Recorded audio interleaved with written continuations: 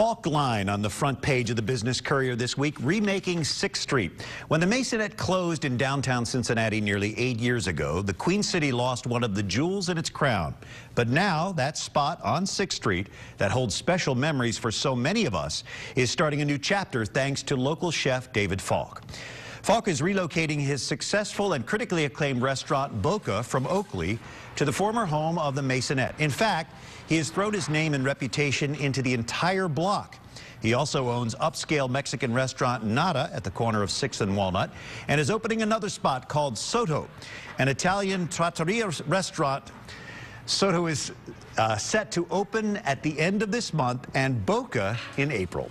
Now, to put this massive deal together, Falk surrounded himself with talent on the creative side, in operations, and with knowledgeable investors, and he had to reinvent himself to be a restaurateur and businessman as well as chef.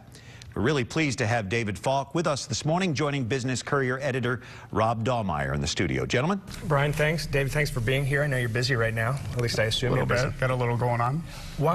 Boca is a great restaurant. Have really, frankly, never talked to anybody who didn't like it, and the space is great as well. Why move that? Why shift everything down to 6th Street?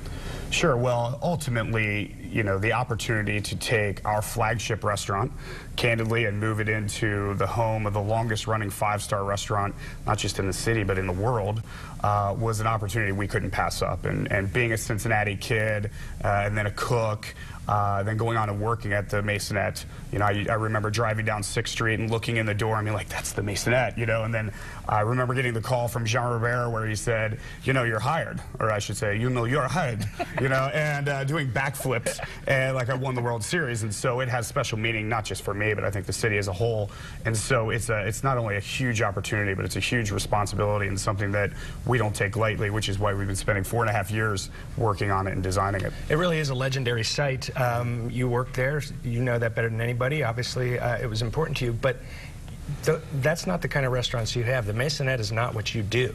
Sure. Matter of fact, hardly anybody does that anymore. What happened with cuisine that had people moving from what the Maisonette did to what Boca does? And the prices aren't necessarily much lower. It's just a different ambiance. Talk about that.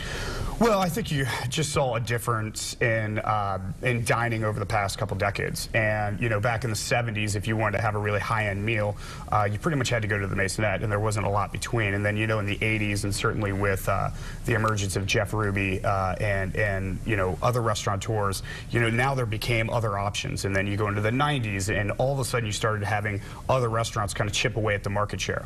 And so our goal is not to take Boca as you know it now and put it into the Maisonette and just put another expensive restaurant in the former, expensive restaurant. And, I often quote Winston Churchill when he talked about the Russians, rather. He said, he described them as being, a riddle and a mystery wrapped up in an enigma. And that's somewhat of how I feel about this project, because while at the same time we want to maintain all of the elements that made the Maisonette great and that what we love about Boca, what is important to us, though, is that this be a concept unlike the Maisonette, and even to some degree the Boca now, a concept that is one part iconic, but also something that the city as a whole can really treasure, as opposed to just a select few. And that's really become the great challenge and what we've diligently been working on for the past 4.5 years. Last question for you. Being a master of food and then being able to do that every day, those are skills that not everybody has.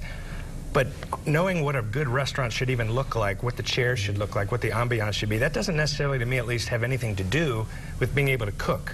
Does it? Or how do you transfer what you need to be good at on the physical side? Sure, it's a great question. I've really found that, there's some people who just love to cook. And, for example, my culinary director, Jeremy Lee, he's never happier than when he's in a kitchen. What most people don't know about me is my first love was really the restaurant industry. And cooking was really a means to get there. I also obviously love cooking and love being a chef. But I oftentimes look at, actually, Mozart and Beethoven. I love classical music, and I kind of look at them as inspiration. And while I'm not an expert on both of them, what I do know is that they all started out as pianists.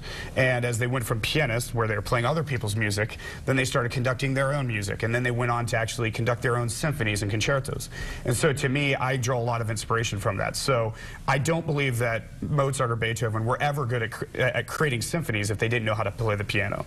And so to me, they are important. And the last, but very importantly, is you just have to love restaurants. I've spent my entire life doing nothing but going and eating and traveling restaurants from design and everything else. And so not every chef maybe wants to be a restaurateur, but this was one that definitely wanted to from an early age. Well, we're looking forward to your new symphonies, and we're sympathetic as well. So well, thank you. Thanks for being here. Okay, thank Brian, you. back to you. Nice bounce back. All right, Rob and David.